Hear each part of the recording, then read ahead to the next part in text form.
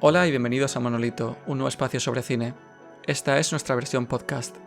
También nos puedes encontrar en la web en monolitomac.com. Soy Alberto Serna y hoy hablamos de Yorgos Lanthimos.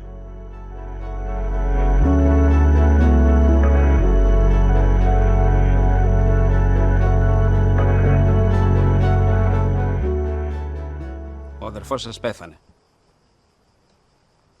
Ένα πλάσμα σαν αυτό που εισέβαλε σήμερα στον κήπο τον διαμέλισε. Βουφ! Βουφ! Νιάου. Βουφ! Βουφ! Νιάου. Βουφ! Βουφ! Βουφ! Νιάου.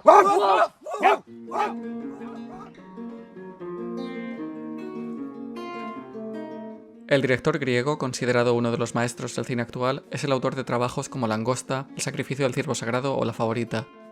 El clip que acabamos de escuchar pertenece a su éxito de 2009, La perturbadora Canino.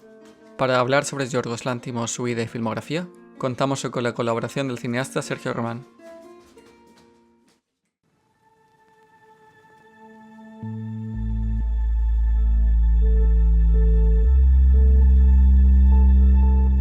Estás escuchando Filmografías de Monolito.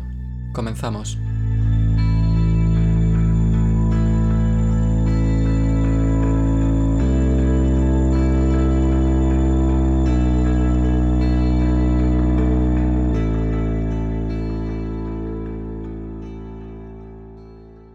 Hola Sergio, bienvenido a Monolito. Hola Alberto, muchas gracias. Encantado de estar aquí. Yorgos Lanthimos, un director idiosincrático muy interesante. Desde un punto de vista personal, ¿por qué le estamos dedicando tiempo a Yorgos Lanthimos hoy? Bueno, en primer lugar yo creo que se trata de un director bastante singular.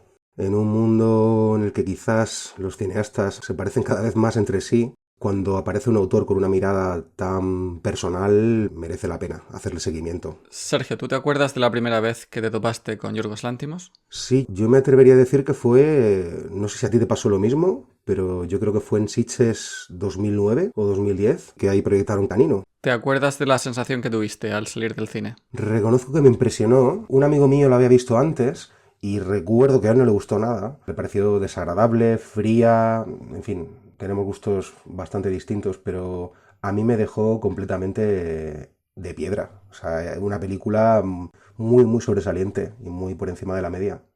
Antes de comenzar a diseccionar la filmografía de Lanthimos, vamos a detenernos en su biografía y años formativos para entender la trayectoria profesional de un director que comienza trabajando con escasísimos medios en su Grecia natal, a llegar en 2018 a tener una película como es La favorita, nada menos que nominada a 10 Oscars. Así que viajamos en el tiempo a 1973, y más concretamente a Atenas, y aquí nace Yorgos Lanthimos en el seno de una familia de clase media en un distrito del centro de la capital griega llamado Pankrati. El padre de Lanthimos fue jugador de baloncesto, al parecer bastante bueno, e incluso llegó a formar parte de la selección nacional de Grecia, e intenta que su hijo Yorgos emule sus pasos, lo cual no termina de suceder. Cuando Lanthimos es un niño, sus padres se separan y él se queda a vivir con su madre. Desde un punto de vista estrictamente cinematográfico, sabemos, a través de entrevistas, que Yorgos Lanthimos no descubre el cine de autor hasta más adelante en su juventud, y que en estos primeros años preadolescentes, durante los 80, él consume un cine muy convencional y más de Hollywood. Menciona los grandes éxitos de John Hughes, por ejemplo, Flashdance o películas de Bruce Lee, que homenajearía en Canino, o incluso Indiana Jones, un cine que al fin y al cabo veían todos los niños en Grecia, Europa y en el mundo occidental.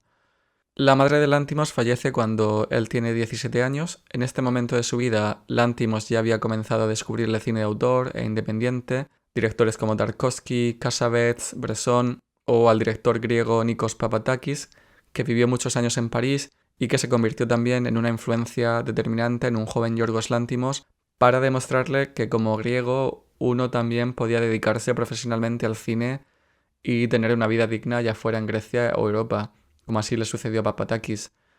Pero lo más curioso es que con 18 años, Yorgos Lanthimos decide entrar en la universidad para estudiar administración de empresas. Se lo deja el primer año y es entonces cuando ya finalmente Lanthimos decide estudiar cine y se une a la Escuela Helénica Stavrakos de Atenas, siendo sin embargo su objetivo principal aprender el arte y oficio de la publicidad. Esto Lántimos lo menciona en alguna entrevista. Él considera que el estado de la industria cinematográfica en Grecia no era boyante y que en publicidad había más dinero y que él podía tener una vida mejor en Grecia dedicándose a esto que como cineasta. Lántimos, no obstante, nunca dejará de lado el sueño de convertirse en un director de cine en Grecia, pero sí que es consciente de las limitaciones. Interesante mencionar que Lántimos tampoco termina sus estudios en la Escuela de Cine y Televisión Stavrakos, pero sí que esta experiencia le sirve para conocer a un grupo de personas que se convertirán en amigos, influencias y colaboradores dentro de su trayectoria profesional. Y entre ellos podemos destacar a Timios Bakatakis, que será su director de fotografía en 5 de las 7 películas que el director ha estrenado hasta la fecha. Avanzamos en el tiempo hasta mediados de los 90 y ya Lántimos comienza a trabajar como director de anuncios publicitarios a encargo para algunas de las agencias creativas más importantes de Atenas. De hecho, él dirige una serie de anuncios que son muy divertidos y ya clásicos en Grecia y en los que logra combinar su pasión por el cine con las exigencias comerciales de una campaña de publicidad. Sin duda lo más destacable de esta época publicitaria de Lántimos, además de que perfeccionará su técnica como director, es el hecho de que conocerá a 2 de las personas clave en su trayectoria profesional como director.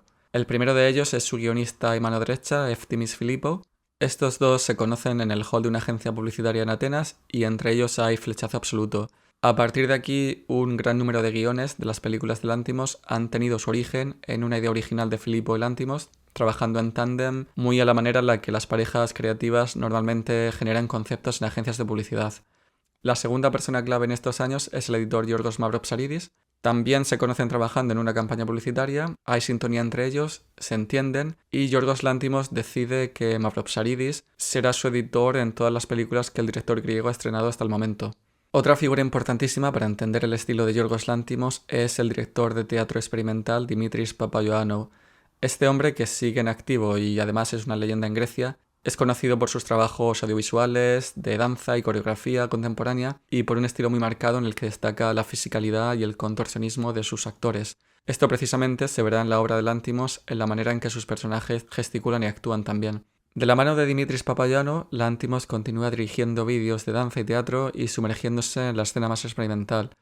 En 2004, Dimitris Papaioannou es elegido director creativo de las ceremonias de apertura y clausura de los Juegos Olímpicos de Atenas y escoge dentro de su grupo de colaboradores a Yorgos Lántimos. ¿Qué sucede entonces? Bueno, pues que Lántimos conoce a una persona importantísima dentro de su camino para convertirse finalmente en director de cine. Estamos hablando de Athina Sangari. ¿Quién es ella? Athina Sangari es un peso pesado de la industria cinematográfica griega. Esta mujer ha sido directora, guionista, productora, jurado en los festivales de Cannes, Berlín o Sundance, con una trayectoria, en fin, impresionante. Sangari comenzó estudiando cine en la prestigiosa escuela Tisch de Nueva York, luego se desplazó a Austin, Texas, donde se introduce en la escena de cine indie americano de los 90 y conoce y participa en proyectos para directores de la talla de Linklater, actuando en su trabajo seminal Slacker y más tarde en Antes del Anochecer, que también coproduce. Y en el año 2004, Athina Sangari vuelve a su Grecia natal como directora de proyección y vídeos del equipo de Papaioannou para los Juegos Olímpicos de Atenas, y es aquí cuando Sangari y Lántimos se conocerán y comenzará una amistad y una colaboración artística, creativa y productora entre ambos que se prolongará en el tiempo. Cabe destacar que al volver a Grecia, Athina Sangari funda una productora de cine llamada House Film, que será la encargada de producir la primera película de Lántimos un año más tarde, en 2005. Luego Lántimos producirá la película Attenberg de Sangari y además actuará en ella. Y tanto Sangari como Lántimos acabarían convirtiéndose en estos años en las 2 principales figuras de lo que pasaría a denominarse la nueva extraña ola griega de cine. Lo de extraña es un adjetivo que añadiría un periodista británico de The Guardian para englobar a una serie de directores griegos que surgirían entre 2005 y principios de los años 2010. Y entre ellos podemos también encontrar a Panos Koutras, Héctoras Ligizos, Alexandros Avranas o Babis Makridis. Cuando a Lántimos se le pregunta sobre la nueva extraña ola griega, y además se le ha preguntado bastante, él suele desmarcarse y no se muestra de acuerdo con este denominativo. Lántimos piensa que no existe un lenguaje común entre todos estos directores, y si bien uno puede esgrimir que en estos años existió una nueva generación de directores griegos, o al menos una coincidencia espaciotemporal de obras y autores, en palabras de Lántimos, estos directores no comparten códigos y símbolos. Con quien sí comparte códigos es con Athina Sangari, y él admite que con Sangari, al ser amigos, al haber trabajado juntos y haberse producido películas el uno al otro, Al final estas fuentes de inspiración, sensibilidades y lenguaje común pueden llegar a producirse. Como Lanthimos es bastante críptico a la hora de desvelar las fuentes de sus ideas e inspiraciones y además huye de ser categorizado de cualquier manera, nos es útil leer y escuchar lo que Sangari tiene que decir sobre sus fuentes de inspiración. Y ella menciona bastante la tragedia griega y a directores de cabecera como Buñuel, Cassavetes o Kubrick, e incluso a gente como los hermanos Marx o Buster Keaton. No es sorprendente ver luego, más adelante en la filmografía de Lanthimos, una mezcla entre lo dramático y trágico y el humor más estrafalario. Por todo ello, es importante analizar la figura de Athina Sangari para entender una parte de la manera tan particular que tiene Yorgos Lanthimos de contar historias. Y si bien con los años cada uno ha seguido una trayectoria profesional por separado, sí que es cierto que en los comienzos de la filmografía de Lanthimos existen sensibilidades y lenguajes e inspiraciones comunes entre Sangari y Lanthimos. Nos detenemos entonces en el año 2004, cuando Lanthimos y Sangari se conocen y el griego está a un paso de estrenarse como director de largometrajes.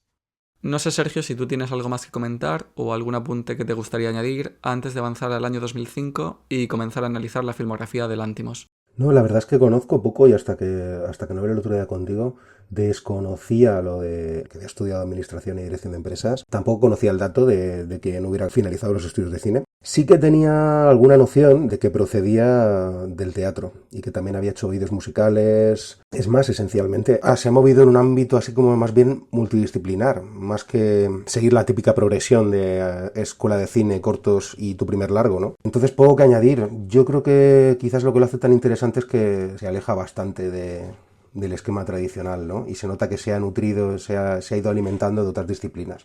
Y eso hace que su cine sea más rico. Muy bien, pues hacemos un pequeño descanso y a la vuelta comenzamos a desgranar la filmografía del bueno de Yorgos Lanthimos.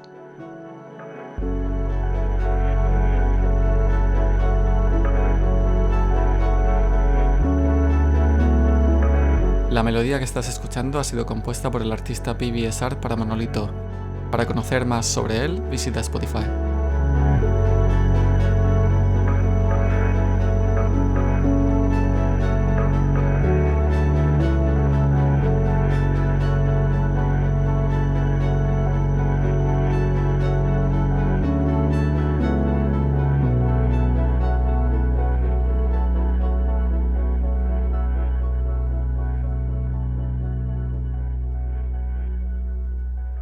Seguimos aquí en Monolito analizando la filmografía de Yorgos Lanthimos y justo antes de la pausa nos hemos detenido en el punto exacto en el año 2004 en el que el director griego conoce a Athina Sangari y a su productora House Film y se ve finalmente con la posibilidad de que una de sus ideas se convierta en un largometraje con poquitos medios en Grecia, pero que al fin sea un director de cine como él soñó cuando era más joven.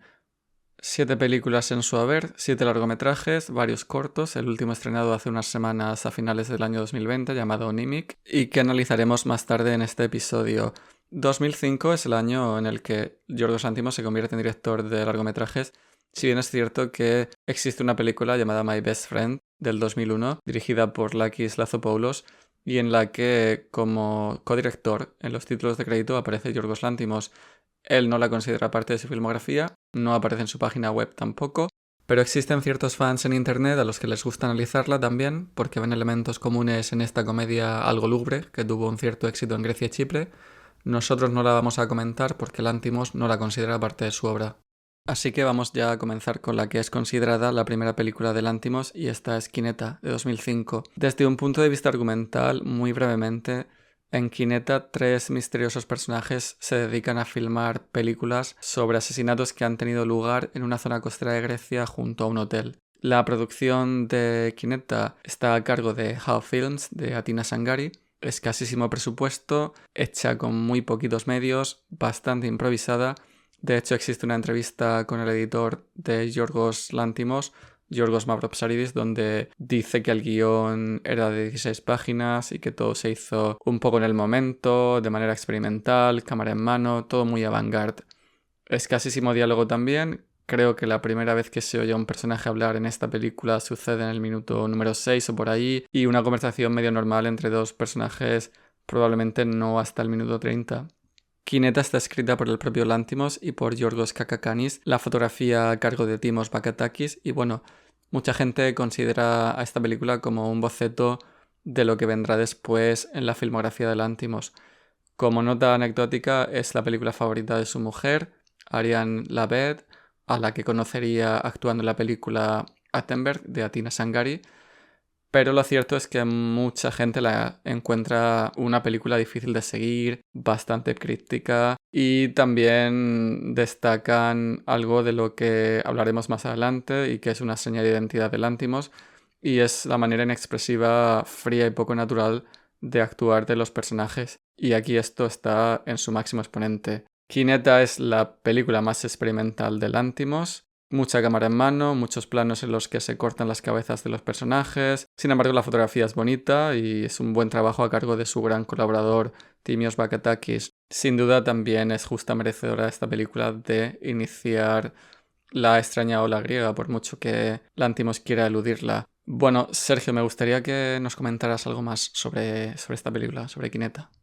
Bueno, Quineta al final lo que tiene de interesante siempre, como suele pasar con las óperas primas de los directores, es que suelen ser a menudo diamantes en bruto, ¿no? Películas en las que el estilo todavía no está muy pulido, pero que sin embargo anticipan muchos de los temas, muchos de los planteamientos formales que ese director va a ir desarrollando a continuación. Sí que es cierto que lo que más llama la atención desde un punto de vista formal es precisamente el uso de la cámara en mano, que fue casi que la última película que rodó Lanthimos en esas condiciones, porque a pesar de coincidir con el mismo director de fotografía, el resto de su filmografía, bueno, salvo, perdón, en Alps y en La Favorita, cambia, no trabaja con el mismo operador. Pero lo llamativo es precisamente eso, la estética de cámara en mano, esto que tú mencionabas antes de desenfoques, de actores no del todo bien encuadrados, como esta escena que de hecho a mí me gustó mucho, de la chica bajando por las escaleras, bajando distintos pisos, girando por un pasillo y la cámara que la pierde completamente. Dio ahí como carpetazo. Fue la única película en la que, bueno, a falta de hablar de la anterior, que yo no he visto, la de My Best Friend, lo que llama la atención es eso, es ver que formalmente es una película mucho más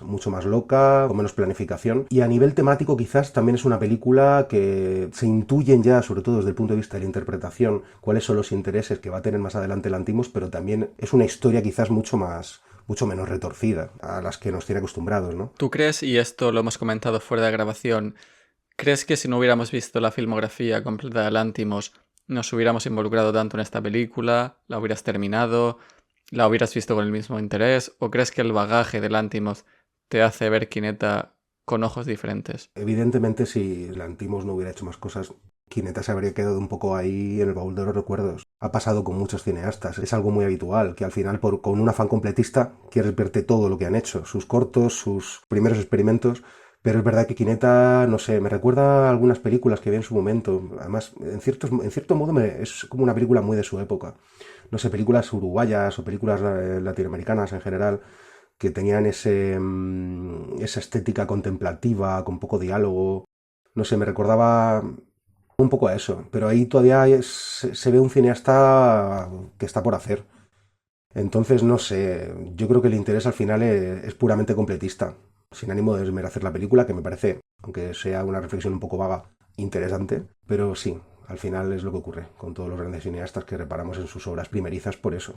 En varias entrevistas con Lanthimos se ha intentado situar el comienzo de su obra en el contexto de la crisis financiera de Grecia, y él siempre ha oído, como hace tantas veces, de esto, afirmando que sus películas no tienen un contexto político o más profundo o más allá de, como es en el caso de Quineta, de contar la historia entrelazada de tres personajes y sus obsesiones. Pero sí que yo pensé que el ambiente de esta película, de Quineta, es algo gris, distópico, melancólico. Quizás el hecho de que el hotel en esta película aparente estar abandonado o en horas bajas tampoco se explica. Los personajes viven en casas y condiciones bastante humildes. No sé si esta elección de puesta en escena crees que puede tener una conexión con la crisis de Grecia y con la situación que la comunidad artística griega, la juventud, estaba atravesando, o si piensas que esta fue una decisión totalmente artística y que esta película es atemporal. Bueno, yo creo que más allá de la crisis de Grecia, que seguro que influye, porque él muchas veces no ha escatimado a la hora de quejarse sobre cómo está montado el chiringuito allí y cómo se ha favorecido la financiación a ciertos cineastas de formas no del todo transparentes. Y bueno, entiendo que a lo mejor Grecia a nivel de infraestructura lo tiene los que otros países para apoyar el cine. Pero es verdad que al final, cuando vemos vuelvo a insistir en lo de que se trata de una primera película, y claro, al final la ausencia de medios suele ser bastante habitual cuando un director se enfrenta a sus primeros proyectos. No hace falta mencionar, yo qué sé, precisamente a directores norteamericanos como Richard Linklater, Kevin Smith, gente que abrió el camino de lo que era el cine independiente, ¿no? Y que también trabajaban en esas condiciones. O sea, no necesariamente creo que esté vinculado, que también evidentemente es un factor, pero bueno, al tratarse de una primera película y de corte experimental, entiendo que no se rodara en condiciones excesivamente industriales. Muy bien, vamos a avanzar en el tiempo hasta 2009. 4 años después de Kineta, Yorgos Lanthimos se planta con una película que lo pone directamente en el mapa y además define su trayectoria profesional. Estamos hablando sin lugar a dudas de Canino, en griego titulada Quinodontas y en inglés traducida como Dogtooth, que significa lo mismo, es el nombre del diente canino o el colmillo. Con esta película podemos decir que el mundo del cine conoce a Yorgos Lanthimos. Sin desvelar el argumento de la película, por si alguien no la ha visto, vamos a describir Canino como la historia de una familia disfuncional, y lo dejamos ahí.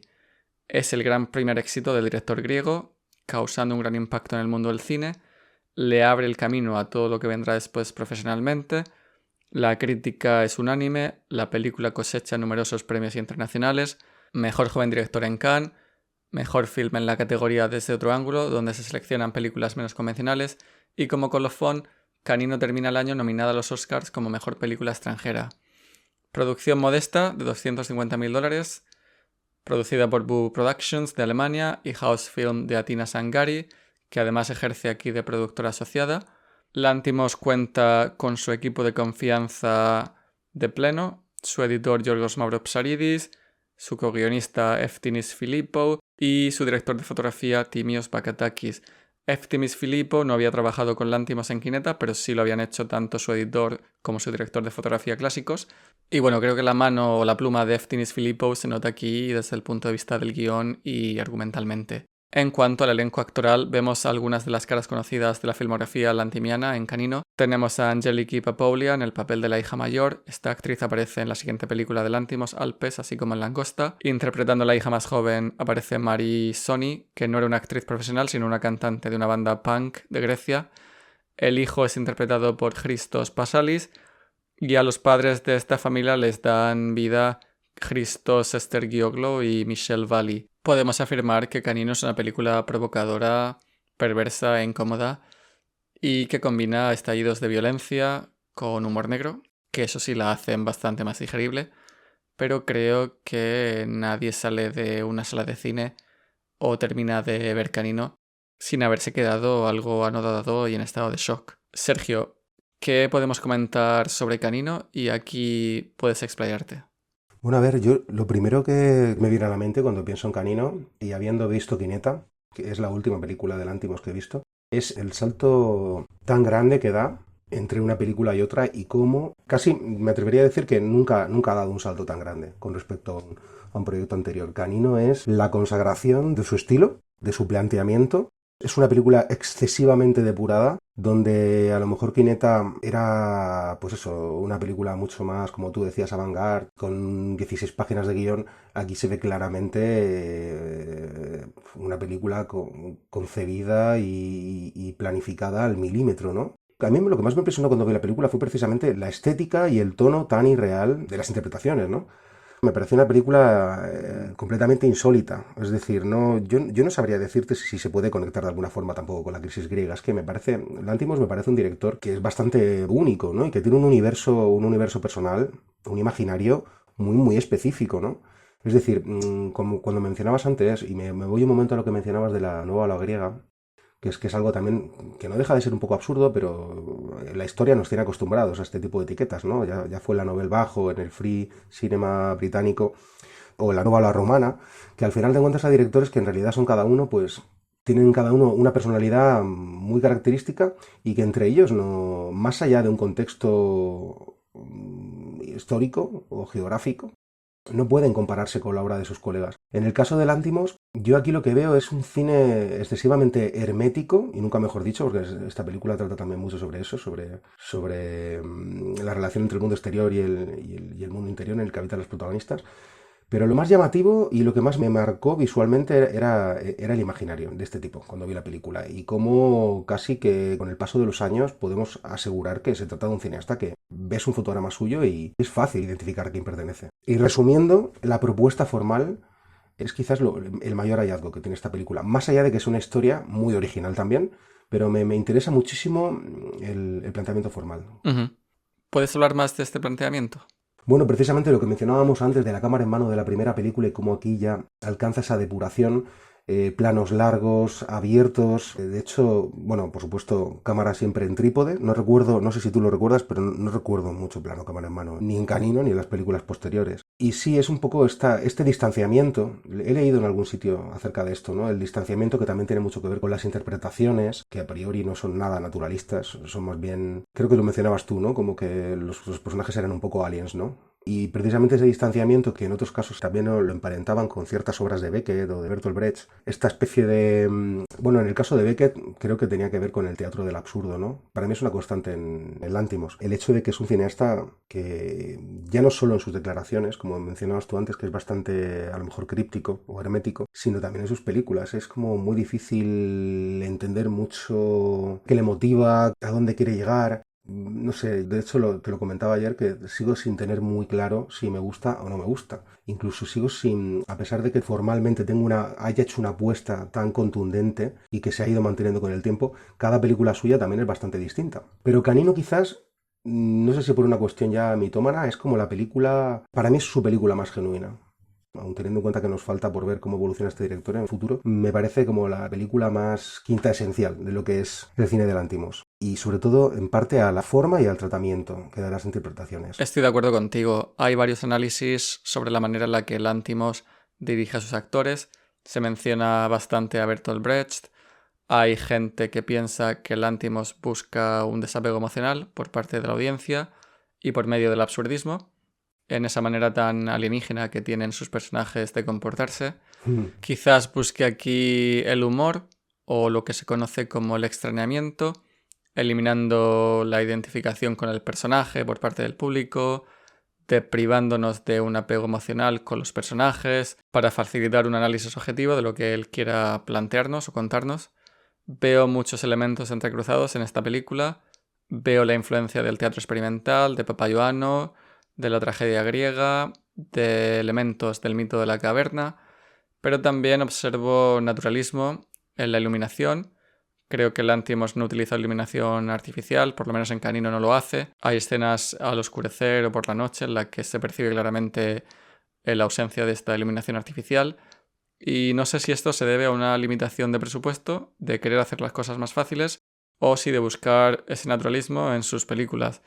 Lántimos comenta que no da muchas directrices a sus actores a la hora de explicarles cómo interpretar sus personajes, que simplemente pide que los actores se lean el guión y lo interpreten a su manera, de la forma más efectiva. Es evidente que hay un desapego muy brechtiano, un distanciamiento entre los personajes y la audiencia, y bueno, creo que es algo que Lántimos usa en sus películas definitivamente y genera un humor extraño y negro. Y no sé si es que quiere que analicemos sus películas más analíticamente o si la búsqueda del humor sirve para hacer de contrabalance porque hay violencia y hay momentos perturbadores y sin este humor serían difícil de digerir las películas de Lántimos y habría gente que quizás no podría terminarlas. Bueno, aquí Alberto has dicho varias cosas que me han parecido interesantes, que me gustaría hacer algún apunte sobre alguna. Sobre el tema de la interpretación es cierto que él está clarísimo que no busca una interpretación naturalista y que trata como de vaciar a los personajes. Yo creo que aquí conviene señalar dos influencias que se extienden también a otros aspectos de su obra, pero el tema de la interpretación, por ejemplo, él a la hora de hablar de influencias siempre ha sido bastante pudoroso, incluso desmitificador, cuando le han preguntado por referentes claros en alguna de sus películas, pero que claramente le gusta mucho el cine de Cassavetes, el cine de Bresson, el cine de Kubrick, y también añadiría Buñuel, y me estoy dejando alguno por ahí, Tarkovsky. En el caso de Kubrick y de Bresson, hay dos apuntes interesantes en torno a lo que son las interpretaciones, cómo dirigían a sus actores. Stanley Kubrick nunca buscaba tampoco interpretaciones de corte realista, y si bien es cierto que a diferencia de Lántimos, que se decanta por esa especie de inexpresividad, Kubrick muchas veces tendía a lo contrario, a la sobreactuación, pero siempre buscando esa especie de irrealidad. Yo veo a Lanthimos muy influido también por el cine de Bresson, que sería trabajar las interpretaciones con modelos, con actores no profesionales, que muchas veces cogía de la calle, buscando precisamente esa ausencia de representación. Inevitablemente un actor te va a proporcionar, ¿no? Es decir, el actor representa un personaje, mientras que los modelos aportaban lo que él llamaba la presencia, ¿no? El ser, simplemente, no una creación. Y precisamente ese tipo de austeridad en las interpretaciones veo que ha influido mucho a la forma que tiene Lanthimos de trabajar y que también se extrapola a sus planteamientos técnicos, cómo rueda las películas, esto que decías tú antes de la luz, ¿no?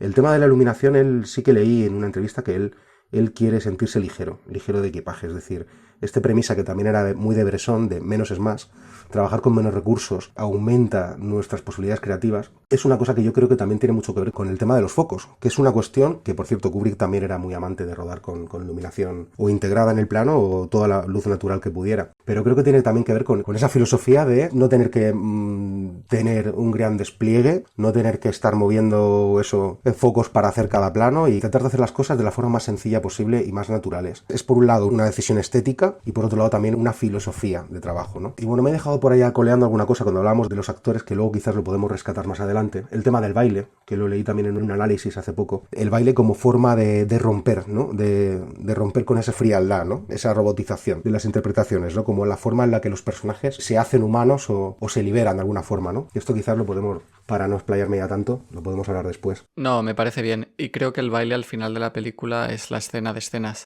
Quería preguntarte sobre el naturalismo de nuevo. Creo que es cierto que una de las ventajas de prescindir de un gran despliegue técnico y de equipo, y volvemos al teatro, es la posibilidad de mantener un flujo continuo de interpretación.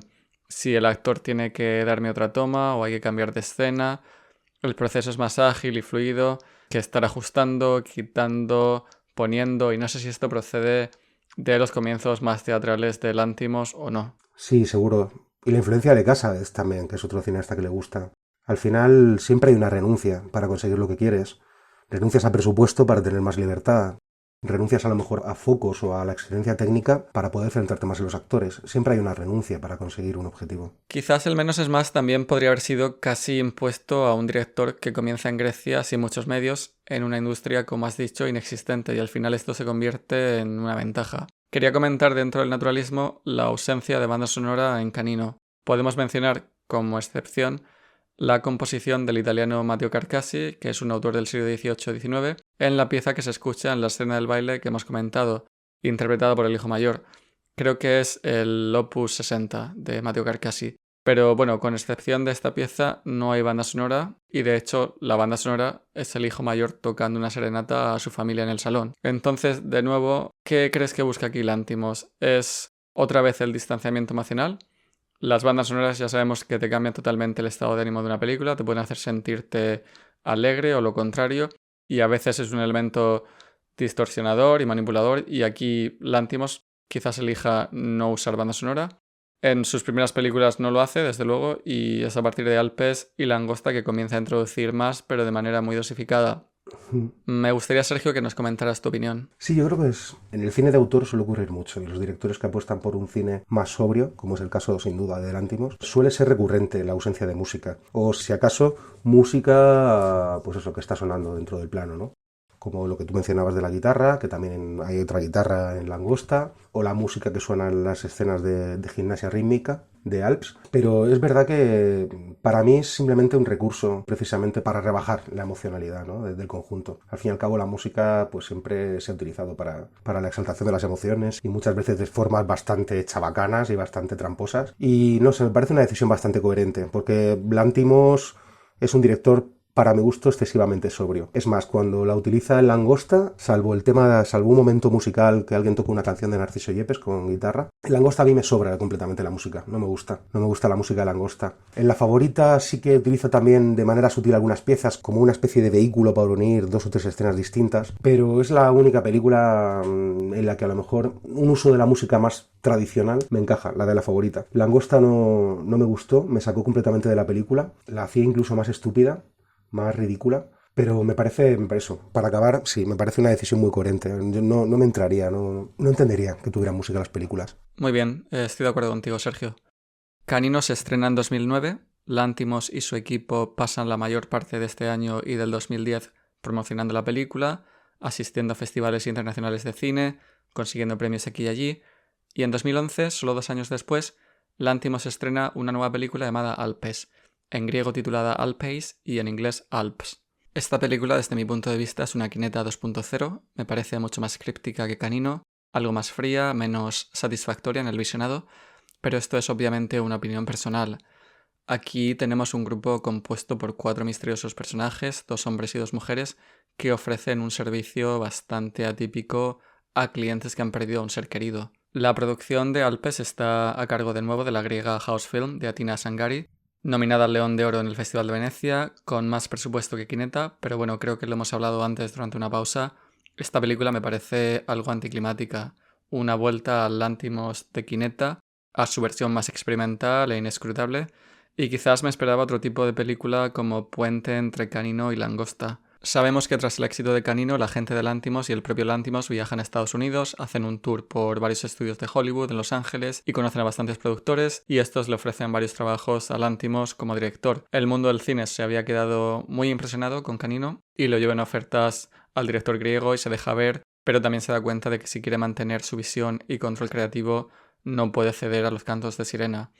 Creo que Alpes es una declaración de intenciones, pero he visto similitudes aquí con la industria de la música también. Bandas que se hacen famosas con un disco y luego el siguiente es más crudo y menos lo que se esperaba del mundo. En el aspecto interpretativo tenemos de nuevo a Angeliki Papaulia, que aparece en Canino como la hija mayor. Tenemos también a la mujer de Yorgos Lanthimos, Ariane Labet, que había conocido Nattenberg de Sangari. Esta película se produce en 2010 entre Canino y Alpes. Aparece también Aris Serpetalis, interpretando al personaje de Mont Blanc. Este actor es uno de los 3 personajes principales en Quineta. Y luego tenemos a Ioannis Vekris interpretando al entrenador de la gimnasta. En cuanto al equipo técnico de Lanthimos, este cuenta de nuevo con su escriba Eftimis Filippo en el coguión. La idea para la película, de hecho, surge de una conversación entre ambos, discutiendo sobre la muerte y el duelo. Editada de nuevo por Yorgos Mavropsaridis y en la fotografía esta vez tenemos a Christos Vodoris en el lugar de su cinematógrafo actual. Y esto es algo que Sergio ha mencionado fuera de grabación, que se nota en Alpes. Sergio, ¿qué podemos comentar sobre esta película? Yo la verdad que lo primero que pensé es que era un disparate total la película. Me pareció todavía más loca que Canino. Sí que es verdad que a mí no es una película que me entrara tan fácilmente. De hecho, incluso antes que he tratado de remarcar tanto el aspecto formal de Canino, a mí para mí es un paso atrás. Yo la situaría bastante entre Quineta y Canino. Es una película que sí que es una evolución a nivel temático sobre las historias disparatadas que suelen parir estos dos en sus guiones, pero desde un punto de puesta en escena, y yo no sé si tiene que ver el hecho de que trabaje con otro operador distinto, no sé si influye, pero es verdad que para mí tiene una puesta en escena quizás menos contundente. No hay una puesta tan clara como la había en Canino. La veo más desdibujada, no sé si es que había a lo mejor una voluntad por hacer algo con menos planificación, algo más libre. Pero no sé, es una película que no termino de conectar con ella y para mí quizás lo que más gracia me hizo cuando la vi es que tenía un poco esta cosa de, no sé, me recordaba muchísimo al Club de la Lucha en algunas cosas, ¿no? Por aquello de a partir de un disparate crear toda una mitología, ¿no? Y unos códigos, ¿no? Pero no es una película con la que conectara. Me sigue pareciendo fascinante lo que es la idea y la propuesta, pero es una película con la que me costó mucho más conectar. Es interesante lo que has comentado sobre el Club de la Lucha. Al parecer existió un intento de adaptar Alpes al formato de serie. Lanthimos vio el potencial de este grupo tan misterioso de personajes con sus nombres en código y sus distintas personalidades, pero al final no surgió. Como nota, a mí el principio de esta película me parece más convencional y fácil de que te atrape que Quineta. Obviamente Canino te mantiene intrigado desde el inicio para saber qué está pasando, pero Alpes, y estoy hablando de los primeros 5 o 10 minutos de la película, me parecen más accesibles y me involucré. Hay una serie de cuestiones que suceden, una conversación en una ambulancia, y a mí esto me intrigó y me atrapó. Sin embargo, a partir de la mitad del primer acto comienza el Lanthimos inescrutable, el distanciamiento que hemos comentado anteriormente vuelve y esto me deja frío. Es una película que casa mejor entre Quineta y Canino, más que entre Canino y Langosta, que ya es un universo totalmente diferente. No sabemos muy bien por qué. Alpes aparece en este punto de su filmografía. No sabemos si no tuvo mucho tiempo para preparar la película después de Canino. Es una idea interesante de estos dos. de Lanthimos y Filippo, pero me quedé como con Quinetta. El comienzo de la película me hizo pensar que no iba a ser así, pero conforme avanzaba la película me di cuenta de que iba a tener que hacer un esfuerzo por terminarla. Y es lo que hemos comentado, yo no soy de dejarme películas a medio de todas formas, pero si no fuera una de Lanthimos me hubiera costado. Hay un momento en el que Alpes decae y no se produce un gran salto en el argumento, y quizás esto sucede en el final con el personaje de la enfermera que interpreta Angelique Papaulia, pero para entonces yo creo que ya es tarde y me parece bastante plana en su primer y segundo acto. No sé si tú tienes más información, Sergio, sobre las intenciones de esta película. Estaba pensando precisamente cuando has mencionado lo del primer y segundo acto, me has leído el pensamiento, porque precisamente el problema que yo le veo a esta película es que concentra mucho todo el potencial del desarrollo que podría haber tenido la historia, lo concentra todo mucho en el tercio final, ¿no? En el desenlace. Cuando la chica realmente tiene esa especie como de transferencia, o no sabría cómo llamarlo, cuando se involucra más allá y empieza a perder el control, ¿no? Cuando ya realmente empieza a perder el control de la situación y a sentir que necesita seguir haciendo eso, ¿no? Y empieza como a rebasar la barrera, ¿no? Que no debería haber rebasado nunca. Y es verdad que estoy bastante de acuerdo con esto. Es una película, yo quizás su principal problema es que está descompensada, y es como le pasa a tantas ideas originales, que luego en el desarrollo no terminan de estar a la altura. Porque realmente la idea es, por disparatada, es divertida, pero quizás no está explotada o desarrollada de una forma tan original. Y de hecho para mí es eso, está descompensada. Y esto que plantea al final debería haberlo adelantado. Siguen habiendo elementos muy Lanthimos en Alpes, hay humor negro y disparatado, hay impromptus de violencia, la cinematografía no es la habitual, banda sonora poquita, no me acuerdo de... Carmina Burana, la canción de Popcorn, que es las que baila la mujer de Lanthimos cuando está, o sea, las que baila ella haciendo gimnasia. Sí, es verdad, siempre quiere danzar con una canción pop. Al principio y al final con la canción pop. Y aquí ya se empieza a ver un poco, perdona que te corte, aquí ya se empieza a ver un poco, está el tema primero de la suplantación o de la usurpación de identidad, que veremos luego después en Nimic, o que antes estaba un poco en Quinetta, cuando los tres protagonistas están recreando asesinatos que han tenido lugar en la vida real. Y luego también está la cosa esta física, que yo creo que se mantiene hasta ahora en sus tres primeras películas, la fisicidad que plantea a través de la puesta en escena, ¿no? Los asesinatos de Quinetta, en Canino, con el tema del baile. Aquí también tenemos baile, es decir, la escena interesante remarcar los bailes cuando la chica hace gimnasia rítmica. Y luego ese momento que a mí quizás fue de los que más me impactaron de Alps, que es cuando la protagonista se va y baila con una señora mayor por la fuerza y empieza como a molestarla y a zarandearla, y trata como de alcanzar una liberación expresándose de una manera que en teoría es pura, es natural, pero que aquí está completamente forzada, ¿no? Esto es un apunte que leí en algún sitio, ¿no? El tema del baile como liberación, ¿no? Como manera a lo mejor que tienen los personajes de conectar consigo mismos, en esa especie de estatismo en el que viven, ¿no? De sobriedad. Sí, es un momento casi catártico, ¿no? Como en Canino. A colación de lo que comentabas, Lanthimos afirma en una entrevista que él considera a Alpes justo lo contrario a Canino desde un punto de vista argumental. En Canino él comenta hay un grupo de personas que intentan escapar de un mundo ficticio y sin embargo en Alpes los clientes y en el caso de la enfermera son personas que intentan entrar dentro de un universo fabricado. No sé si se explica la motivación de este grupo de personajes en Alpes, de por qué hacen lo que hacen, quizás no lo haya captado yo, quizás es una empatía. Uno de los personajes trabaja en un hospital, pero luego tenemos un gimnasta y un entrenador de gimnasia, y Montblanc creo que es un paramédico. Puede uno entender la exposición del personaje de Montblanc y de la enfermera, que aparecen en los títulos de crédito simplemente como la enfermera, y esto es otra seña de identidad de Lanthimos, que muchos personajes no tienen nombres, se llaman la enfermera, el padre, la madre. Puedo entender que tanto Montblanc como la enfermera, como hemos dicho antes, al estar expuestos a la muerte y al dolor todos los días en su trabajo, vean una oportunidad de ayudar a la gente. No sé si tú has llegado a analizar por qué, por ejemplo, la gimnasta y el entrenador se unen a este grupo, qué les vincula, cuál es la motivación individual y común de este club tan extraño. Es algo raro, yo creo que es simplemente una decisión random por parte de él, porque es más, esa especie de empatía que se les presupone por el proyecto este tan descabellado que tienen entre manos no concuerda con lo odiosos que pueden llegar a ser. Por ejemplo, el personaje de Montblanc es realmente desagradable al final. No sé, no me caen simpáticos, como que no me encaja con esta especie de proyecto ONG de ayudar a los demás. No sé hasta qué punto puede haber una motivación ahí, no sé si lo mencionan, no lo recuerdo la verdad. Bueno, ¿tienes algo más que comentar sobre Alpes antes de concluir y continuar con el siguiente capítulo de la filmografía de Lanthimos? Podemos pasar. Podemos pasar, muy bien. En 2011, tras estrenar Alpes, Yorgos Lanthimos se muda a Londres. Él había vivido y trabajado en Grecia desde que nació. Todas sus películas se habían producido allí. Y cita en una entrevista que había dirigido ya 3 películas en Grecia, bajo unas circunstancias muy complicadas, y que creía que ya había cumplido con su país y que había dado todo lo que tenía que dar allí, y que de ningún modo consideraba que esta decisión fuera saltar de un barco en llamas. No estaba abandonando su país, sino que quería avanzar, y las ideas que tenía en mente para sus siguientes proyectos no podían producirse en Grecia. Dice que algún día piensa volver. Creo que el Brexit le puede haber afectado a él y a su mujer anímicamente. Viviendo en Londres es algo que a cualquier europeo le puede tocar la fibra. El hecho de estar allí también le facilita el acceso a mayores presupuestos, a estudios de cine de primer nivel, grandes profesionales. Podemos decir que casi sigue la línea de Kubrick. Kubrick también se mudó en su momento a las afueras de Londres para tener acceso a buenos estudios y a talento. Hay muchísimo talento europeo con el que Lanthimos ha trabajado, que vive o tiene segundas viviendas en Londres, y él se siente que al vivir allí sigue viviendo en Europa a pesar del Brexit y que está cerca de Grecia.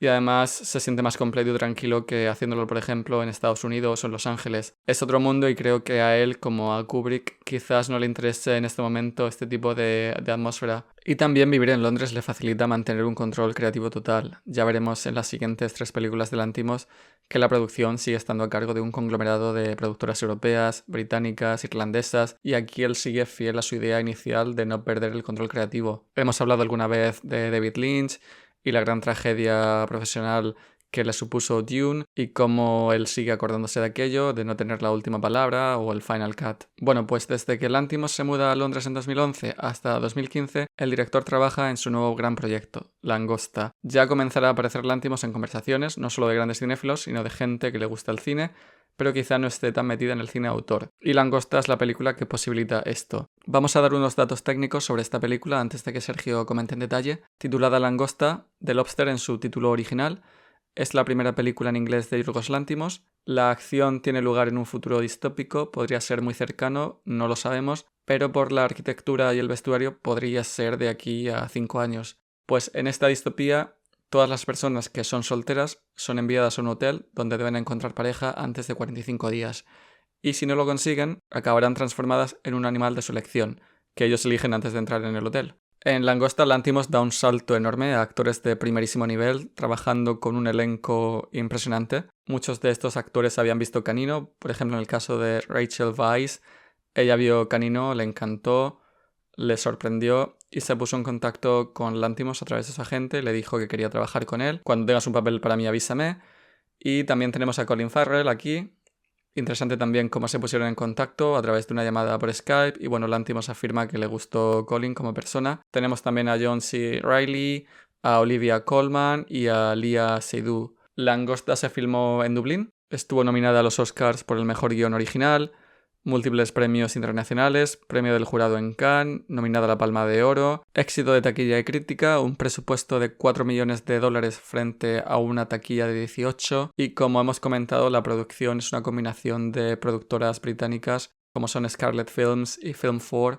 Tenemos la irlandesa Element Pictures, una productora francesa, Lemming Films de Holanda, e incluso aquí aparece Faliro House Productions de Grecia. O sea que sigue siendo una película europea a pesar de contar con actores internacionales, aunque mirando de nuevo el elenco tenemos un irlandés, una americana británica, un americano, una inglesa, una francesa, por tanto muy europeo en su apartado interpretativo. ¿Qué podemos comentar sobre Langosta, Sergio?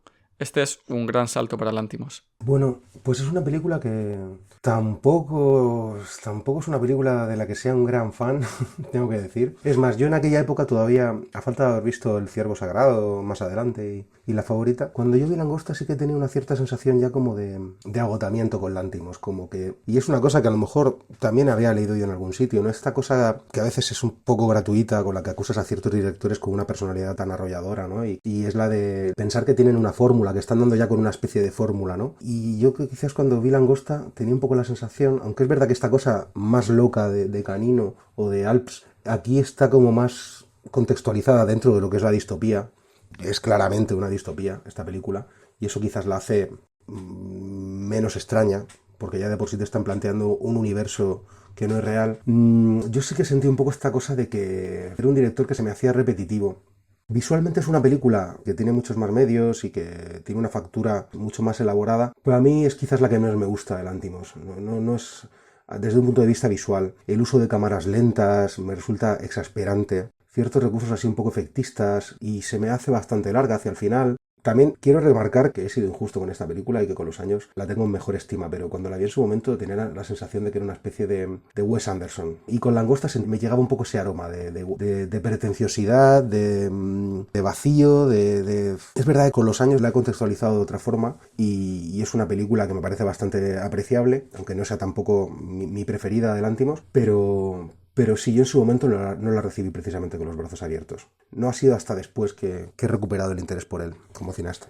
¿Qué ha cambiado en estos años para ver Langosta con otros ojos? Pues no sé, quizás el hecho de verla, de contextualizarla más dentro de lo que es su obra. Es decir, tiene ciertos tics que no me gustan. Es decir, esta sobriedad de la que hablaba en Canino, que no se ha deshecho de ella, para mí sigue siendo un rasgo bastante distintivo, pero quizás tiene más que ver con el aspecto temático de la película, que es lo que más interesante me parece en el caso de Langosta, que con la propuesta, ¿no? Es decir, sigo pensando que Canino es la película en la que forma y fondo se dan más la mano, la película en la que hay una simbiosis total dentro de su filmografía y quizás la favorita, pero en el caso de Langosta quizás es una película que he aprendido a ver a lo mejor más como un entretenimiento. Es una película que me parece, pues eso, me parece divertida, me parece lúdica y no sé, quizás no me desagrada, no me molestan tanto esos tics que tiene Lanthimos que sí que a veces me parecen un poco, eso, pretenciosos y me estorban un poco de lo esencial, que es a lo que quería llegar, ¿no? Que al final eso te genera como el prejuicio y no te permiten disfrutar de la película de una manera natural. ¿Crees que sin la forma Lanthimos no es Lanthimos? O sea, sin estos elementos periféricos, una película como Langosta deja de ser una obra de Lanthimos. No lo es.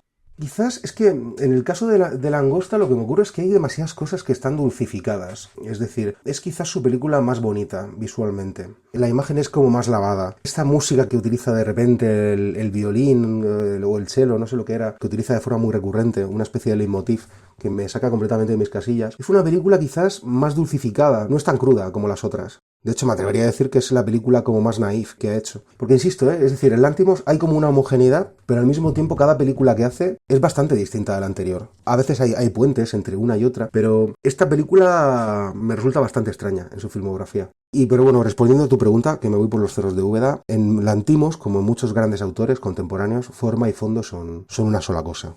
¿Qué te parecen las actuaciones de estos actores de primer nivel? ¿Vienen ya con una expectativa quizás de lo que una película de Lanthimos exige desde un punto de vista interpretativo? ¿Cómo lo interpretan estos actores ya de Hollywood? Bueno, esto lo hemos hablado y es un tema interesante. En su afán desmitificador o críptico en las entrevistas siempre dice que no da muchas indicaciones a los actores. De hecho, me atrevería a decir que muchos directores en realidad no dan muchas indicaciones a los actores, porque al final dirigir no es hacer el trabajo por ellos. Pero creo que todo apunta a que realmente ellos parten de una expectativa muy clara sobre lo que él espera de ellos y el tipo de tono que busca. Lanthimos parece ser que habla de que ya desde el tono establecido por el guión los propios actores intuyen por dónde van a ir los tiros, pero es verdad que lo más sorprendente es que trabajando con actores que, bueno, no son actores europeos en mayor parte, ¿no? Pero como el otro día que te comentaba que eran actores de Hollywood, pero actores que muchas veces están habituados a trabajar en películas de Hollywood, en películas de presupuesto, y que lo más interesante es cómo saben adecuar su registro al tono de Lanthimos. Eso es lo más interesante, y no es descabellado pensar que es la razón por la que ha repetido tanto con Rachel Weisz como con Olivia Colman, como con Colin Farrell. Es que ha estado a gusto con ellos. O sea, yo creo que han entendido mejor que nadie el tono de lo que él busca y en ese sentido me parece un gran triunfo, porque es poco habitual que un actor de Hollywood quizás no suela... O sea, es bastante difícil comparar el tono de las interpretaciones de los actores griegos, tan austero y tan sobrio, con el de un actor de Hollywood, que muchas veces tienen más tendencia, ¿no? al exhibicionismo, ¿no? de interpretativo, ¿no? Uh-huh. Sí, estoy de acuerdo. Como experiencia personal me acuerdo de Langosta ser un tema de conversación en mis círculos de amistades con gente que a lo mejor está menos metida en el mundo del cine de autor, y creo que es lo que has comentado anteriormente. La dulcificación, que sorprende a los que habían ido siguiendo a Lanthimos desde Quineta o Canino, quizás es la clave del éxito en esta película a la hora de alcanzar una audiencia más generalista. Y quizás sea esta dulcificación la que produzca que no haya una sintonía total entre forma y fondo en Langosta. Creo que si uno excava, no obstante, quizás se encuentre con un punto de oscuridad. Es un poco Black Mirror. Y por cierto, creo que Lanthimos estuvo en conversaciones con Charlie Brooker para dirigir un episodio de la serie. Pero bueno, otro proyecto que no sucedió al final. Veo en Langosta esa onda distópica de un futuro muy cercano, pero es la dulcificación unido a este elenco de actores de Hollywood que un aficionado al cine más mainstream ya puede identificar lo que hizo que esta película fuera un éxito de taquilla. Un éxito moderado, 18 millones, sin alcanzar las cifras de la favorita más adelante, pero es un gran éxito comercial para Lanthimos. ¿Algo más que añadir, Sergio? No especialmente, no. Yo creo que ahora vuelve para mí, resumidamente, estamos ante su cuarto largometraje y para mí, después de Canino, el verdadero remonte viene en las dos películas que vienen a continuación. Muy bien, pues si te parece vamos a avanzar un par de años hasta 2017 y hasta la quinta película de Yorgos Lanthimos, El sacrificio del ciervo sagrado, en inglés titulada The Killing of a Sacred Deer. Esta película también es muy inquietante en su comienzo, no queremos desvelar tampoco el argumento aquí. A mí me pareció uno de sus grandes atractivos el no saber lo que estaba sucediendo hasta más adelante. En Canino esto también sucede, pero se desvela de una manera más inmediata quizás. Sin embargo, en El ciervo sagrado hay una tensión palpable e impresionante, un vis a vis entre los dos personajes principales que es difícilmente superable. Es una película muy misteriosa, muy inquietante y muy intrigante. Así que, prometiendo no desvelar mucho y desde un punto de vista argumental, podemos decir que esta película trata sobre un adolescente que comienza a interesarse por la vida de un famoso cardiólogo americano. No sabemos qué se llevan entre manos estos dos, pero lo descubriremos más adelante. El sacrificio del ciervo sagrado puede entenderse como una fábula basada en la Efigenia Nólide de Eurípides. Aquí, si uno hace alguna indagación, descubrirá que el título de la película está directamente conectado a esta obra clásica de la tragedia griega. En ella, el gran y famoso monarca griego Agamenón, antes de zarpar hacia Troya con su ejército, caza un ciervo en el bosque sagrado de la diosa Artemisa.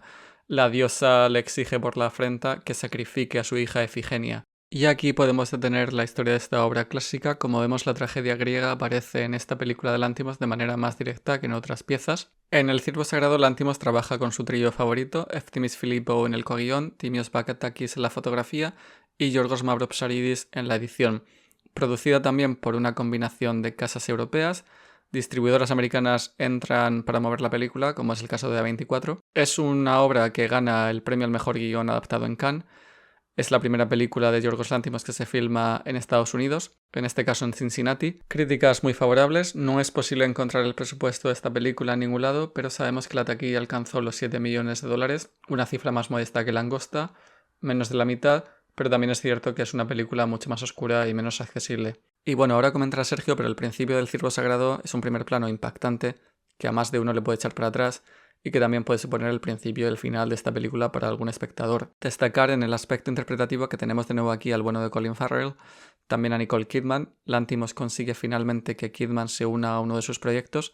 Al parecer ya habían entablado conversaciones para que la actriz participara en Langosta, pero al final aquello no cuajó. Tenemos a 3 grandes jóvenes talentos haciendo de los hijos de la pareja de Kidman y Colin. Y bueno, el personaje coprotagonista de Barry Keoghan casa mucho con la frialdad y extrañez de los personajes de Lanthimos, y creo que este joven actor irlandés lo hace muy bien y de manera muy inquietante. Y finalmente, como secundarios de lujo, tenemos en El ciervo sagrado a gente como Alicia Silverstone y a Bill Camp. Nada más que comentar sobre la ficha técnica. Adelante, Sergio. Bueno, a mí esta película me parece la segunda gran película de Lanthimos y reconozco que además es curioso porque sí que vuelve, o sea, ese equilibrio entre forma y fondo vuelve a estar presente, como pasaba ya en Canino. Es curiosamente, además, creo que es... Después de Canino no había vuelto a rodar en analógico, en 35 milímetros, y no estoy del todo seguro, pero creo que esta película está rodada en 35 milímetros. Y es una vuelta a eso, a premisas mucho más sórdidas, mucho más oscuras, a esa puesta en escena verdaderamente sobria que le caracteriza. Yo creo que este es el Lanthimos, eso, como te decía antes, quinta esencial. Yo creo que aquí es donde él realmente está en todo lo suyo. Además, se nota porque por esta fluidez que hay, las interpretaciones están estupendas. No puedo evitar sentir que Nicole Kidman está demasiado presente como Nicole Kidman. Yo no sé si es ya un problema mío, pero sí que es la que veo que no termina de dar con esa sobriedad, esa austeridad que parece que entiende también Colin Farrell, ¿no? Pero bueno, insisto, esto puede que sea simplemente una apreciación mía. Pero la película, en algunos apuntes que he leído, y estoy bastante de acuerdo, lo asemejan, ¿no? con el cine de Kubrick también, una vez más, como ya también pasará en la favorita, de la que hablaremos ahora. Pero es verdad que sí que tiene esa especie de esa precisión, esa planificación tan cuidada, el tratamiento del espacio, que una vez más aquí es como en Canino. Los actores son como una parte más del encuadre. Se preocupa mucho por ubicarlos en espacios muy abiertos. Y desde luego es una película que tengo que decir que me parece angustiosa. Me parece angustiosa. Incluso en algunos momentos de tan mal rollera me recuerda a algunas pelis de Haneke, que parece que es ya como la referencia inevitable cuando hablamos de cosas tan desagradables, ¿no? Pero sí, es una película muy retorcida, muy desasosegante y tiene, pues eso, uno de los finales más chungos y más deprimentes que recuerdo, ¿no? Te deja con mal sabor de boca, la verdad. O sea, en ese sentido, eso me recordó bastante, me dejó con sensaciones muy parecidas a las de Canino. ¿Crees que es una película que lucha contra la dulcificación de la langosta? Que Lanthimos se dio cuenta de que quizás se había acercado demasiado a un cine más accesible y aquí él dijo, os vais a enterar y voy a volver por mis fueros y hacer algo crudo. Es como si el director cada 2 películas te ofreciera esto. No te olvides de quién soy. Te puedo mostrar algo más dulce, pero a la siguiente voy a volver a ser yo mismo. Es algo que ocurre bastante en las filmografías de muchos directores.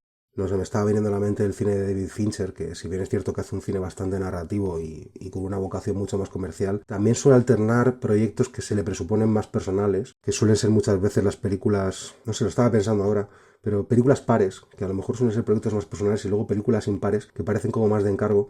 Y tiene bastante sentido eso, porque además de manera inevitable, y Lanthimos lo está haciendo además de una forma bastante sutil y con bastante gusto, porque es verdad que Langosta no deja de ser una película con su sello, pero es verdad que sí, yo coincido en que tanto Canino como El Ciervo Sagrado, separadas, claro, estamos hablando de que, después del Ciervo Sagrado solo ha hecho La Favorita, pero bueno, habrá que ver qué hace ahora después.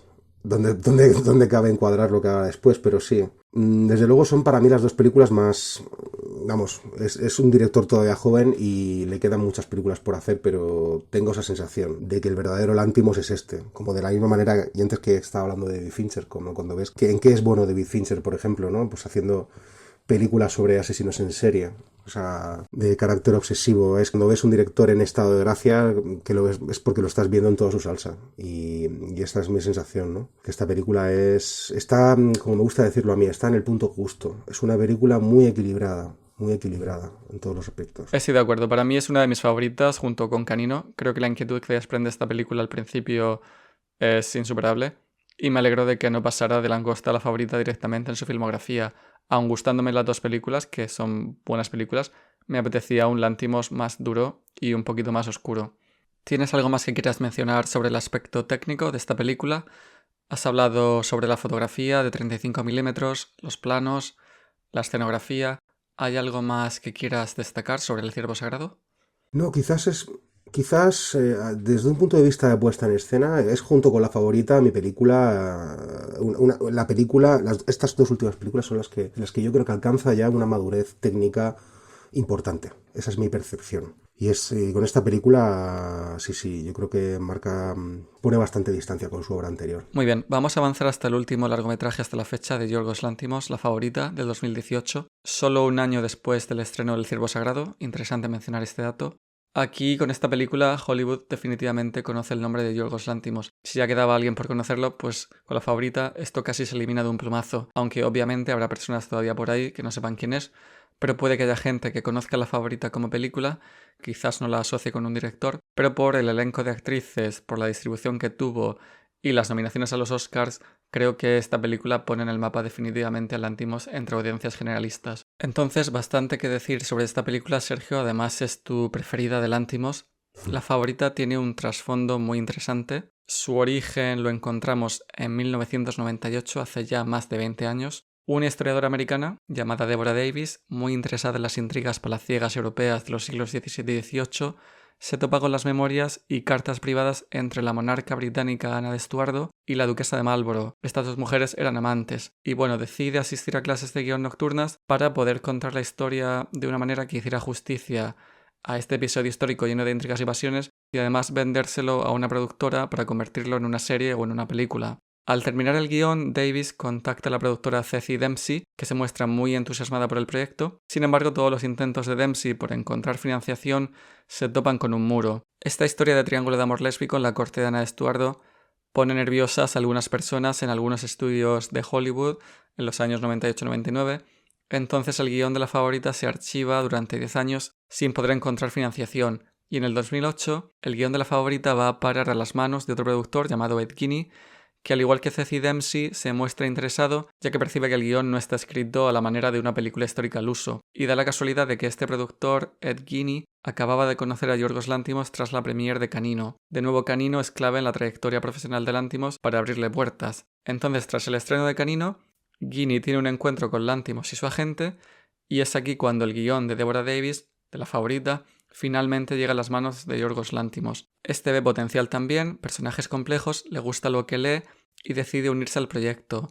Estamos ya hablando del año 2009 y La Favorita no se estrenaría hasta el 2018. Es decir, en este periodo Lanthimos dirige hasta 3 películas, entonces lo que hace él durante este tiempo con La Favorita es pulir el guión de Deborah Davis, que como hemos comentado, ella era historiadora y simplemente acudió a clases nocturnas de guión para poder contar la historia que tenía en la cabeza de una manera que pudiera vendérsela a un productor de cine. Y lo que hace Lanthimos es contratar al guionista australiano Tony McNamara, un hombre muy experimentado, para trabajar en el guión de Davis y buscar el tono que se ajuste más a la visión que él tenía para esta película. McNamara y Lanthimos añaden anacronismo al guión, se alejan todavía más del estilo habitual de las películas de época, se ciñen mucho menos a la historia verdadera de Ana de Estuardo, la duquesa de Marlborough y la tercera persona en este triángulo amoroso.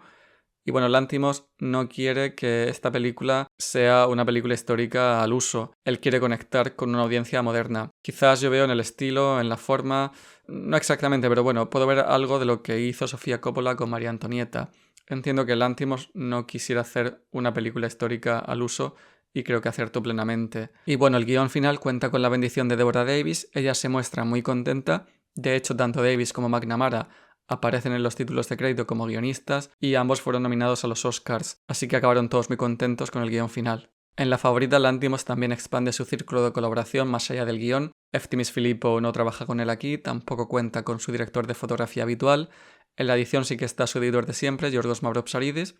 La Favorita es una película mucho más accesible, distendida y disfrutable. 10 nominaciones a los Oscars, incluyendo Mejor Director, Mejor Película.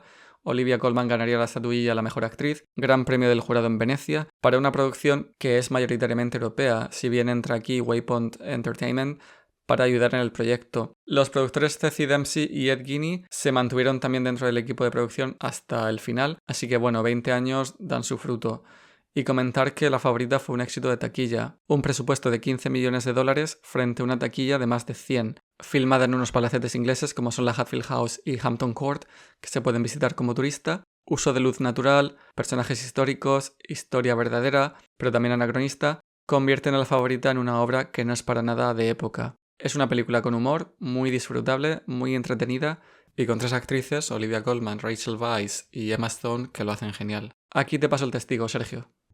Bueno, pues es una película que curiosamente se trata, como tú bien has dicho, del primer guión que no escribe Lanthimos con su colaborador habitual. Y la verdad es que una vez más esperaba que iba como tú decías, a escuchar los cantos de sirena de Hollywood, pero es verdad que me fascina cómo se lo lleva a su terreno, y cómo consigue crear una película personal partiendo de una idea ajena y de un guión ajeno. Reconozco que al principio cuando la vi también me echó para atrás ese exceso de manierismo que muchas veces, pues como te decía antes, ¿no? Que tanto en Canino como en El Ciervo sí que tengo la sensación de que hay como un equilibrio justo, y yo recuerdo cuando vi los trailers de la Favorita, que claramente era una película además que se veía como muy influida visualmente por Barry Lyndon, que es casi como la referencia que más de uno ha sacado a relucir, sobre todo precisamente porque es una película de época, del siglo XVIII, donde el uso de la luz natural o de la luz de las velas es prácticamente, pues eso, la única fuente de luz es a partir de velas o luz natural. A mí también es verdad que me recordaba en algunos casos a una película ya que quedó bastante atrás en el tiempo, de Peter Greenaway, El contrato del dibujante, que también tenía como algunas cosas, no recuerdo bien, pero visualmente hay algunas cosas cuando están disparando ahí, cuando están cazando a los patos o lo que estén cazando, que me recordaba bastante. Y es verdad que al principio pues tenía la sensación de que iba a ser una película quizás en la que el director iba a cortar esa distancia con el material original, que no era suyo, con una puesta en escena quizás demasiado grandilocuente. Y es verdad que me sorprendió cuando la vi, que es una película mucho más intimista y mucho más contenida de lo que pensaba, salvo algunos excesos como los planos en gran angular que no termino de entender, estas cosas así un poco, pues eso, que igual a veces peco yo también de conservador, pero que no me terminan de entrar. me parecen excesivas. Pero sí, me sorprendió lo a fuego lento que se cuece la historia y lo sórdida que puede llegar a ser y lo divertida que puede ser. Creo que es una de las mayores cualidades de la película, que es realmente una comedia malévola. Coméntanos, Sergio, qué te parecieron los 3 personajes y las 3 actrices que les dan vida. Pues hombre, especialmente las 3 están realmente bien. Tengo que decir que sobre todo me quedo con Olivia Colman, por supuesto, y Rachel Weisz, que bueno, las dos repiten otra vez con Lanthimos.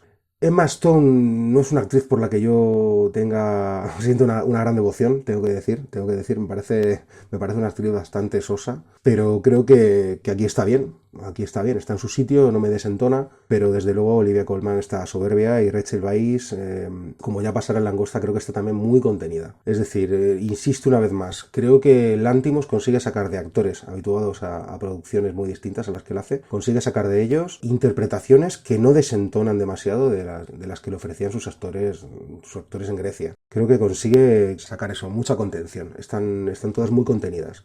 No hemos profundizado en el argumento de la película durante la introducción, pero como hemos dicho previamente, La Favorita está basada en un episodio histórico del siglo XVIII. 2 mujeres como son la duquesa de Marlborough y la prima de esta, Abigail Masham, luchan por el favor de la monarquía inglesa Ana Estuardo, una mujer muy volátil y que en aquellos momentos de la historia era una de las personas más importantes en el mundo. Y básicamente La Favorita es una lucha de poder y de supervivencia, una batalla por el favoritismo de Ana Estuardo. Sí es cierto, como ha comentado Sergio, que hay elementos histriónicos. Hay un par de bailes en la película que me parecieron muy divertidos y los aprecié bastante. Me parecen un acierto las localizaciones y la dirección de fotografía. Y aquí puedes comentar, Sergio, algo más, si te parece, sobre este apartado. Yo la percibí muy en la línea de Barry Lyndon, es decir, siento no ser más original, pero realmente la película remite claramente a eso, por la época y por el tratamiento. Me gusta además los directores que tratan de utilizar siempre que pueden la luz natural y me gusta esta apuesta que hace Lanthimos. Creo que además es un proyecto ideal para seguir experimentando en esta dirección. También, bueno, no sé si lo has mencionado antes, hablando de, bueno, no sería de fotografía, sino de lo que es el diseño de producción en general, en este caso del vestuario. No sé si has mencionado lo de que las ropas están confeccionadas con tejidos que no existían en la época, también, como otro anacronismo del que hace gala la película. Pues sí, según parece eso, utilizó materiales que no existían a principios del siglo XVIII. Es cuando está ambientada. No, visualmente es una película bonita. No me gusta decir esta palabra, y más cuando hablo de la fotografía de una película. Me gusta siempre pensar en la fotografía de una película en términos de funcionalidad, de expresividad. Están expresando la idea de la película, pero realmente es una fotografía que yo creo que ya con estos medios, en este entorno y con esa apuesta por utilizar la luz natural es una fotografía bonita. Y los escenarios son espectaculares también, las localizaciones. Y además no percibes también la soledad de los palacios, sobre todo esta mujer, Ana Estuardo, que bueno, un amor lésbico no era aceptable en aquellos tiempos, aunque claramente se sabía. Y esta mujer estaba enamorada de la duquesa de Marlborough y se intercambiaban cartas. Pero bueno, hay momentos en los que se ve a Ana, interpretada por Olivia Colman, en estos pasillos tan amplios, vacíos y fríos, y se siente la soledad, y es algo que la dirección de fotografía y la iluminación captan muy bien, y me pareció todo muy Dogma 95 en algunos puntos. Y bien, a mí me gustó mucho esta película, la veo más en la línea de Langosta, pero aquí da más cabida al humor, Lanthimos, y sí que es verdad que hay una lucha de poder sin cuartel, que las 2 chicas conspiran la una contra la otra, pero es muy divertida, La Favorita. Sí, de hecho también mencionaba Lanthimos en una entrevista que me parecía muy interesante, y era como desde esa intimidad de lo que ocurre entre esas 2 mujeres, te está contando también un poco la historia de la guerra y de la situación de un país, ¿no? Es decir, de cómo esa mujer tan voluble y de un humor tan cambiante que no sabía con cuál quedarse, al final, según cómo se levantaba por la mañana o según que le doliera, iba a tomar una decisión u otra, ¿no? Y eso decía que a él, de una forma también así bastante malévola, le gustaba, ¿no? Como insinuarlo en la historia. Sí, política de alcoba casi, ¿no? Sí. El futuro de un país decidido según se levantara esta mujer por la mañana, en el caso de esta película, según el despecho, la tristeza, el desamor y lo que fuera. Había una escena, no, simplemente había una escena que me parecía muy divertida, pero no la recuerdo bien. Creo que era Emma Stone que quería hablar, Rachel Weisz, ¿no? Que quería hablar con ella, con Olivia Colman, con Ana Estuardo y no quería hablar y hablaban a través de la puerta, que tiene como escenas así bastante... Eso, tiene esos cambios que son interesantes. Cuando estás viendo algo que a lo mejor va en una dirección a lo mejor más sórdida y de repente da un salto hacia el humor, eso es una cosa que me gustó bastante de la película. Ese equilibrio también entre los distintos registros. Pero vamos, me pareció una película impresionante, es decir, superé mi prejuicio hacia a lo mejor este exceso de manierismo, el uso de grandes angulares. Y por cierto, antes lo he mencionado, a este respecto también el asunto de cómo encuadra a los actores una vez más, ¿no? Es decir, trata los aísla en los encuadres, como ya pasaba en Canino o en El Ciervo Sagrado. Creo que también esto es interesante, cómo los ubica dentro del espacio. ¿Ves tú menos distanciamiento en las interpretaciones de esta película que en trabajos anteriores de Lántimos? Quizás, pues a ver, sutilmente sí, pero me sigue pareciendo coherente con el resto de películas. Creo que Olivia Colman está aquí, y bueno, las otras actrices, pero no veo a Olivia Colman en un universo lantimiano. Veo una actuación soberbia, pero no es la actuación tan peculiar y extraña típica de las películas de Lántimos, de un alienígena que parece que acaba de descender de su platillo volante y está aprendiendo a ser un ser humano. Hay cierto anacronismo, pero la actuación la veo menos en la línea del universo Lántimos. Estoy de acuerdo contigo, ¿eh? Yo diría que es quizás la actuación menos Lántimos de toda la filmografía de Lántimos. Quizás junto con la de Nicole Kidman, y esto ya parece que un empeño personal mío, pero también aquí funciona muy bien precisamente por el contraste precisamente del tono maquiavélico que tienen que tener las otras dos, ¿no? Las dos amantes. Que al final es eso, el dramatismo, el carácter casi infantil y caprichoso de la reina, en contraposición a eso, a las dos figuras de Rachel Weisz, y Emma Stone, ¿no? Que tienen que ser mucho más retorcidas y tienen que tener, en fin, tienen que ser más maquiavélicas, sí. Si esta película la enganchas a medio en televisión, bueno, he dicho televisión, pero si la enganchas a medio desconociendo que es de Lántimos, ¿tú crees que hubieras sabido que es una de las suyas? Bueno, esta yo creo que visualmente yo la sentí más excesiva. Es decir, es que al final lo que me ocurre es que sí que veo su sello, pero al mismo tiempo veo en cada película, es decir, Quineta no se parece a Canino. Canino y Alps tienen temáticas parecidas, pero tampoco se parece tanto formalmente.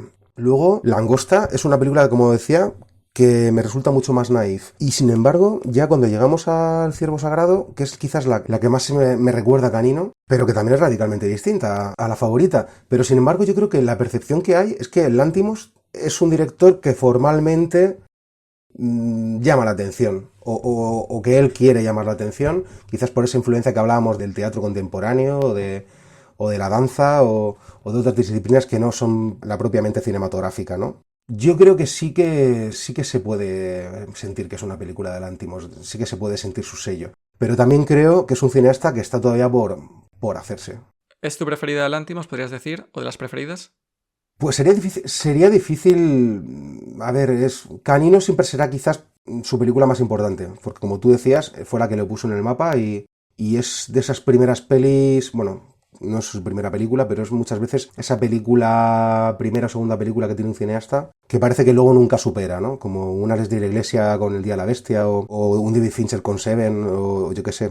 Al final siempre está como esa opinión acerca de muchos cineastas que nunca vas a hacer una película tan buena como aquella, ¿no? O como le pasó a Orson Welles con Ciudadano Kane, que luego ya cada uno tiene sus gustos, generalmente el cineasta tiene los suyos propios, que no coinciden con los de los demás, pero en el caso de Lántimos yo creo que Canino realmente es una película muy muy potente, no digo que no vaya a hacer nada mejor. El Ciervo Sagrado es una película que me reconcilió con el mejor Lántimos, con el que a mí más me gusta. Y es verdad que La Favorita me sorprendió porque trabajando con un material ajeno, creo que dio con algo muy potente, es decir, a medida que avanza la película, sientes en qué momento él ya ha dado con la tecla y te está contando lo que te quería contar y te lleva hacia su universo oscuro. No sabría decir si es mi favorita, pero desde luego es una de mis 3 películas predilectas de Lántimos, junto con El Ciervo y Canino.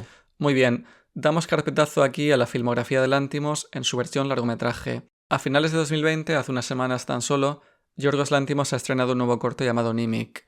Sin desvelar su argumento, aquí un personaje interpretado por Matt Dillon tiene un extraño encuentro en el metro que dará un giro a su vida por completo. Nimic, que está disponible en varias plataformas de streaming, es un brevísimo ejercicio creativo en la línea de las obras más intrigantes e inescrutables de la obra lantimiana. Esta historia tiene su origen en una inquietante idea original de David Colbus, un director creativo de una agencia de publicidad de Londres, y a partir de ahí Lántimos y Eftimis Filippo le dan forma y la convierten en un corto de 12 minutos. Muy extraño, críptico e inescrutable. De nuevo los personajes ofrecen la inexpresividad y el distanciamiento muy propio de la obra de Yorgos Lanthimos. A mí, y también lo hemos comentado con Sergio fuera de grabación, este corto me dejó algo perplejo y frío y desconectado. Sí que es verdad que he vuelto a verlo y he hecho un proceso de investigación de campo a posteriori para hablar de Nimic en este podcast. Y en conclusión, no le doy más importancia a este producto, más allá de que quizás se trate de un ejercicio para satisfacer las necesidades artísticas de Lanthimos. ¿Qué podemos decir sobre Nimic, Sergio? La verdad es que no lo entendí muy bien cuando lo vi.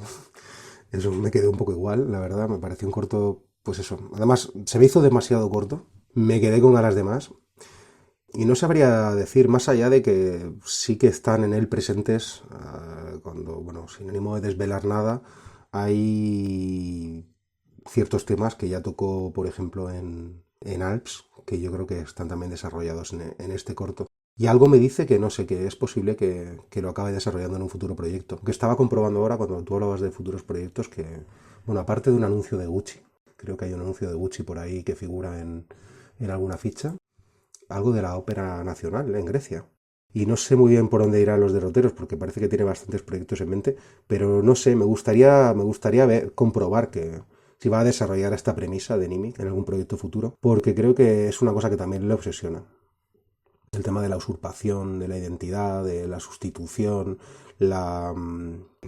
estaba pensando en Alps con el tema de la falsificación, ¿no? De esos seres que ya no están, ¿no?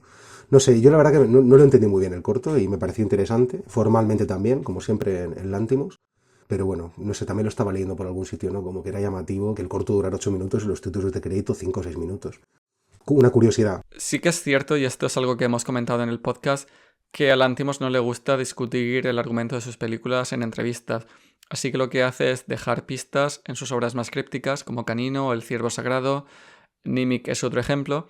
Él deja pistas en los títulos de crédito y en los pósters. Yo he vuelto a ver Nimic y una vez que sabes de qué va, o crees saber de qué va este corto, los títulos de crédito iniciales son sugerentes. Te están contando de qué va esto, pero claramente solo puedes atar cabos a posteriori. Y no hemos hablado de los pósters de Lanthimos, que casi todos siguen una estética muy similar desde el punto de vista del diseño gráfico y conceptualmente, pero en ellos Lanthimos va dejando semillitas. Me acuerdo ahora del póster de Canino, por ejemplo. Leí una entrevista muy interesante con el diseñador gráfico griego con el que Lanthimos siempre trabaja, Vasilis Marmataki, y este hombre comentaba que las líneas que dan forma a los colmillos en el póster de Canino simbolizan la visión del mundo de los tres hermanos de esta película y los arcos de sus personajes.